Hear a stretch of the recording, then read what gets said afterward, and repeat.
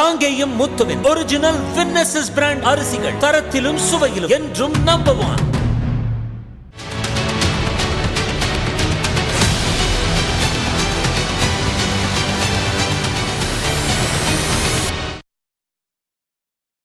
தமிழகத்திற்கு மீண்டும் வருகை தரும் பிரதமர் நரேந்திர மோடி கோவையில் நடைபெறும் பொதுக்கூட்டத்தில் பங்கேற்கிறார். 2வது முறையாக கொங்கு மண்டலத்திற்கு பிரதமர் செல்லும் நிலையில் அங்கு தங்களை பலப்படுத்த பாஜக எடுத்து வரும் யுக்திகள் குறித்து விவரிக்கிறது இந்த செய்தி தொகுப்பு.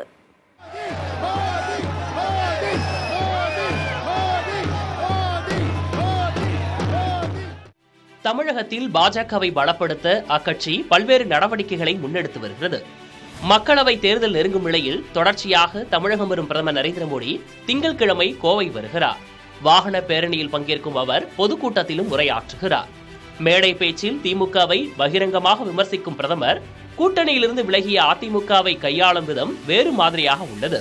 குறிப்பாக முன்னாள் முதலமைச்சர்கள் எம்ஜிஆர், ஜெயலலிதாவை புகழ்ந்து பேசி வருகிறார். அதிமுகவின் ஆதிக்கம் கொண்ட கொங்கு மண்டலத்தில் பாஜகவை பலப்படுத்தவே இத்தகைய போக்கை பிரதமர் கையாளுகிறார் என தெரிவிக்கின்றனர் அரசியல் விமர்சகர்கள். கொங்கு மண்டலத்தில் ஏற்கனவே பாஜகவின் சரஸ்வதி, வானதி சீனிவாசன் ஆகியோர் எம்எல்ஏக்களாக உள்ளனர். இந்த சூழலில் அங்கு தங்கள் கட்சியை மேலும் வலுப்படுத்தவே பாஜக களப்பணியாற்றி வருகிறது. முதல் வியூகமாக கடந்த பிப்ரவரி மாதம் 14 முன்னாள் எம்எல்ஏக்கள் பாஜகவில் இணைந்தனர். அப்போது அதிமுகவில் தங்களை வழிநடத்த போதிய தலைமை இல்லை என குறிப்பிட்டனர். பாஜக மாநில தலைவர் அண்ணாமலை மேற்கொண்ட என் மண் என் மக்கள் யாத்திரை நிறைவு விழா கொங்கு மண்டல பகுதியான பல்லடத்தில் நடைபெற்றது. இதில் பிரதமரும் பங்கேற்று உரையாற்றினார். இப்படியான யுக்திகளை கொண்டு அதிமுகவுக்கு மாற்று கட்சியாக கொங்கு மண்டலத்தில் உருவெடுக்க நினைக்கும் பாஜக எம்ஜிஆர், ஜெயலலிதாவிற்கு பிறகு பிரதமரை முன்னிறுத்தி கொங்கு மக்களின் வாக்குகளை பெற நினைக்கிறது என கூறுகின்றனர் அரசியல் விமர்சகர்கள்.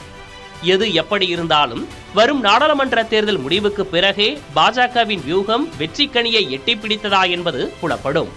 புதிய தலைமுறைக்காக செய்தியாளர் சிந்து.